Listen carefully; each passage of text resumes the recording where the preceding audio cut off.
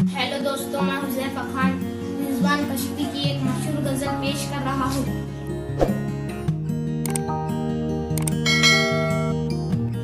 हर एक शख्स को धोखे में डाल रखा है, हर एक शख्स को धोखे में डाल रखा है। तुम्हारे लहजे में कितना कमाल रखा है। तू ही बता दे कि कितने जलील होंगे हम, तू ही बता दे कि कितने जलील होंगे हम। हमारे हिस्से में कब तक जवाल रखा है। जुदाइयाँ भी हमें दूर कर नहीं सकती, जुदाइयाँ भी हमें दूर कर नहीं सकती। छुपा के हिज्र में तुमने विशाल रखा है। तुम्हारे हिज्र में टूटे मगर नहीं बिखरे, तुम्हारे हिज्र में टूटे मगर नहीं बिखरे। तुम्हारी याद ने अब तक संभाल रखा है।